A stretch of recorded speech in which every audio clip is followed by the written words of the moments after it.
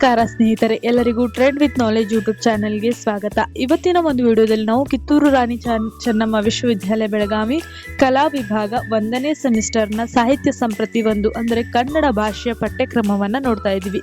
ಈ ಒಂದು ವಿಡಿಯೋ ನಿಮಗೆ ಇಷ್ಟ ಆದರೆ ಲೈಕ್, ಶೇರ್, ಕಮೆಂಟ್ ಮಾಡಿ ಹಾಗೂ ಚಾನೆಲ್ನ ಸಬ್ಸ್ಕ್ರೈಬ್ ಮಾಡ್ಕೊಳ್ಳಿ. ಬೆಲ್ ಐಕಾನ್ನ ಕ್ಲಿಕ್ ಮಾಡಿ ಮುಂದೆ ಬರುವ ಎಲ್ಲ ವಿಡಿಯೋಗಳ ನೋಟಿಫಿಕೇಶನ್ ನಿಮಗೆ ಸಿಗುತ್ತೆ ಅಂತ ಹೇಳ್ತಾ ಬನ್ನಿ ಹಾಗಿದ್ರೆ ವಿಡಿಯೋನ ಶುರು ಮಾಡೋಣ. ಇದರಲ್ಲಿ ಮೊದಲನೇದಾಗಿ ಪಾಯಿಂಟ್ ಬರೋದು ಕನ್ನಡ ನಾಡು ನುಡಿ ಪ್ರಜ್ಞೆ. ಇದರಲ್ಲಿ 3 ಪಾಠಗಳನ್ನ ನಮಗೆ ಅಧ್ಯಾಯಕ್ಕೆ ಇಟ್ಟಿರ್ತಾರೆ. ಅದರಲ್ಲಿ ಮೊದಲನೇ ಒಂದು ಪಾಠ ಕವಿರಾಜ ಮಾರ್ಗದಲ್ಲಿ ಕನ್ನಡಿಗರ ಗುಣ ಸ್ವಭಾವ. ಶ್ರೀ ವಿಜಯ ಬರೆದಿರುವಂತಹ 12 ಕನ್ನೆ ಪದ್ಯಗಳನ್ನ ಒಳಗೊಂಡಿರುವಂತಹ ಕವಿರಾಜ ಮಾರ್ಗದಲ್ಲಿ ಕನ್ನಡಿಗರ ಗುಣ ಸ್ವಭಾವದ ಕುರಿತು 1ನೇ ಘಟಕವಾಗಿ ನಮಗೆ ಅಧ್ಯಾಯಕ್ಕೆ ಇಟ್ಟಿದ್ದಾರೆ. ಎರಡನೇದಾಗಿ ಕೀರ್ತನೆಗಳು. 3 ಜನ ದಾಸರ ಒಂದು ಕೀರ್ತನೆಗಳನ್ನ ನಮಗೆ ಅಧ್ಯಾಯಕ್ಕೆ ಇಟ್ಟಿದ್ದಾರೆ. ಅವರೆಂದರೆ ವ್ಯಾಸರಾಯರು ಬರೆದಿರುವಂತಹ ಕೀರ್ತನೆ ಆಗಿರಬಹುದು, ಪುರಂದರದಾಸರು ಬರೆದಿರುವಂತಹದ್ದು ಮತ್ತು ಕನಕದಾಸರು ಬರೆದಿರುವಂತಹ ಕೀರ್ತನೆಗಳನ್ನ 2ನೇ ಒಂದು ಘಟಕದಲ್ಲಿ ನಮಗೆ ಅಧ್ಯಾಯಕ್ಕೆ ಇಟ್ಟಿದ್ದಾರೆ. ಇನ್ನು 3ನೇದಾಗಿ 2 ಜಾನಪದ ಗೀತೆಗಳು, ಕೆರೆಗೆ ಹಾರ ಮತ್ತು ಗೋವಿನ ಹಾಡು ಎಂಬ 2 ಜಾನಪದ ಗೀತೆಗಳನ್ನ ನಮಗೆ 3ನೇ ಒಂದು ಘಟಕದಲ್ಲಿ ಅಧ್ಯಾಯಕ್ಕೆ ಇಟ್ಟಿದ್ದಾರೆ. ಇದಿಷ್ಟನ್ನ ನಾವು 1ನೇ ಘಟಕವಾದಂತಹ ಕನ್ನಡ ನಾಡು ನುಡಿ ಪ್ರಜ್ಞೆಯಲ್ಲಿ ಈ 3 ಪಾಠಗಳನ್ನ ನಾವು ನೋಡ್ತೀವಿ. ಈಗ 2ನೇ ಪಾಯಿಂಟ್ ವೈಚಾರಿಕತೆ. ಇದರಲ್ಲಿ ಕುವೆಂಪು ಅವರು ಬರೆದಿರುವಂತಹ ಕಲ್ಕಿ ಎಂಬ ಪದ್ಯ ಭಾಗವನ್ನ ನಮಗೆ 1ನೇ ಘಟಕವಾಗಿ ಇಟ್ಟಿದ್ದಾರೆ.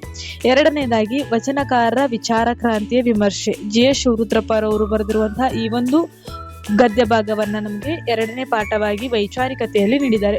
ಇನ್ನು 3ನೇದಾಗಿ ಎಂಟಣ್ಣನ ಪುಂಗಿ. ಪೂರ್ಣಚಂದ್ರ ತೇಜಸ್ವಿ ಅವರು ಬರೆದಿರುವಂತಹ ಈ ಒಂದು ಗದ್ಯವನ್ನು ಕೂಡ ನಮಗೆ ವೈಚಾರಿಕತೆಯಲ್ಲಿ ಅಧ್ಯಾಯಕ್ಕೆ ಇಟ್ಟಿದ್ದಾರೆ. ಇನ್ನು 3ನೇ ಒಂದು ಘಟಕ ಹಾಸ್ಯ ಪ್ರಜ್ಞೆ. ಅದರಲ್ಲಿ ಸುನಂದ ಬೆಳಗಾಂಕರ್ ಅವರು ಬರೆದಿರುವಂತಹ ಮೊಸರವಲಕ್ಕಿ ಎಂಬ ಗದ್ಯವನ್ನ ನಮಗೆ ಅಧ್ಯಾಯಕ್ಕೆ ಇಟ್ಟಿದ್ದಾರೆ. ಇನ್ನು 2ನೇದಾಗಿ 2 ಕವಿತೆಗಳನ್ನ ಇಟ್ಟಿದ್ದಾರೆ. ಅವೇ ಆತ್ಮಶೋಧನೆ ಮತ್ತು ರಚನೆಯಿಂದ ವಿಸರ್ಜನೆ. ವಿ.ಜಿ. ಭಟ್ ಅವರು ಬರೆದಿರುವಂತಹ ಈ 2 ಕವಿತೆಗಳನ್ನ ನಮಗೆ ಹಾಸ್ಯ ಪ್ರಜ್ಞೆಯಲ್ಲಿ ಅಧ್ಯಾಯಕ್ಕೆ ಇಟ್ಟಿದ್ದಾರೆ.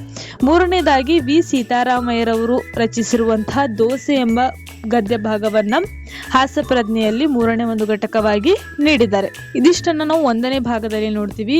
ಈಗ ಭಾಗ 2. ಇದರಲ್ಲಿ ಬಹುಶಿಸ್ತೀಯ ಅರಿವು ಅಂದ್ರೆ ನಾಟಕವನ್ನ ನೀಡಿರ್ತಾರೆ. ಅದು ನಾಟಕಕ್ಕೆ ನಮಗೆ ಕಂಪಲ್ಸರಿಯಾಗಿ 10 ಮಾರ್ಕ್ಸ್ ಬರುತ್ತೆ. ಅದು ಭಾಗ 2ರಲ್ಲಿ ನೀಡಿರುವಂಥದ್ದು. ಅದರಲ್ಲಿ ಯಾವ ಒಂದು ನಾಟಕ ಇಟ್ಟಿದ್ದಾರೆ, ಅದು ಪಿ. ಲಂಕೇಶ್ ರವರು ಬರೆದಿರುವಂತಹ ಸಂಕ್ರಾಂತಿ ಎಂಬ ನಾಟಕವನ್ನ ನಮಗೆ ಅಧ್ಯಾಯಕ್ಕೆ ಇಟ್ಟಿದ್ದಾರೆ.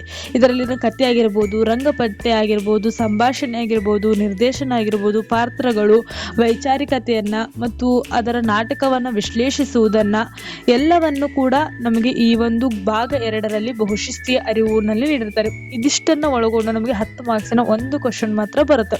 ಇಲ್ಲಿ 10 ಮಾರ್ಕ್ಸಿನ ಒಂದು ಕ್ವಶನ್ ಫಿಕ್ಸ್ ಆಗಿರುತ್ತೆ. ಇದಿಷ್ಟು ಭಾಗ 2. ಈಗ ಭಾಗ 3. ಭಾಗ 3ರಲ್ಲಿ 5ನೇ ಒಂದು ಘಟಕ, ಲಾಸ್ಟ್ ಘಟಕ ಇದು. ಅದೇ ಕೌಶಲ್ಯ ಕನ್ನಡ.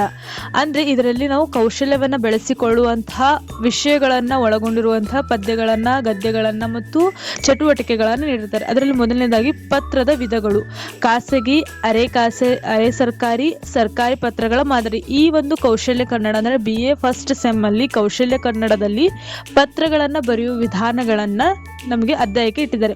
ಆ ವಿಧಗಳಂದ್ರೆ ಖಾಸಗಿ ಪತ್ರಗಳ ಬರೆಯುವುದಾಗಿರ್ಬೋದು, ಅಥವಾ ಅರೆ ಸರ್ಕಾರಿ ಪತ್ರಗಳನ್ನ ಬರೆಯುವುದಾಗಿರ್ಬೋದು, ಅಥವಾ ಸರ್ಕಾರಿ ಪತ್ರಗಳ ಮಾದರಿ ಯಾವ ರೀತಿ ಬರಿಬೇಕು ಅನ್ನೋದನ್ನ ನಮಗೆ ಸಂಪೂರ್ಣವಾಗಿ ಇದರಲ್ಲಿ ವಿವರಣೆಯನ್ನ ನೀಡಿ ಅಧ್ಯಾಯಕ್ಕೆ ಇಟ್ಟಿದ್ದಾರೆ. ಇನ್ನು 2ನೇ ಪಾಯಿಂಟು ಸರ್ಕಾರದ ಆದೇಶ, ಸುತ್ತೋಲೆ, ಅಧಿಸೂಚನೆ ಮಾದರಿಗಳು.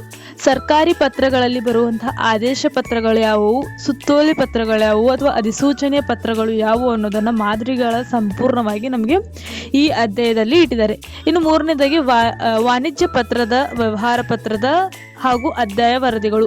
ವಾಣಿಜ್ಯ ವ್ಯವಹಾರ ಪತ್ರಗಳು ಯಾವ ರೀತಿ ಇರುತ್ತವೆ ಮತ್ತು ಅಧ್ಯಾಯ ವರದಿಗಳು ಯಾವ ರೀತಿ ಇರುತ್ತೆ ಅನ್ನೋದನ್ನ ಈ ಒಂದು 3ನೇ ಒಂದು ಪಾಯಿಂಟ್ ನಲ್ಲಿ ಇಟ್ಟಿದ್ದಾರೆ. ಇದಿಷ್ಟನ್ನ ನಾವು ಕೌಶಲ್ಯ ಕನ್ನಡ ಭಾಗ 3ರಲ್ಲಿ BA ಫಸ್ಟ್ ಸೆಮ್ಗೆ ನೋಡ್ತೀವಿ. ಇದಿಷ್ಟು BA ಫಸ್ಟ್ ಸೆಮ್ನ ಒಂದು ಕನ್ನಡ ಭಾಷಾ ಪಠ್ಯಕ್ರಮ ಆಗಿತ್ತು. ಈ ಒಂದು ವಿಡಿಯೋ ನಿಮಗೆ ಇಷ್ಟ ಆಗಿದೆ ಅಂತ ತಿಳ್ಕೊತೀನಿ, ಉಪಯುಕ್ತವಾಗಿದೆ ಅಂತ ತಿಳ್ಕೊತೀನಿ.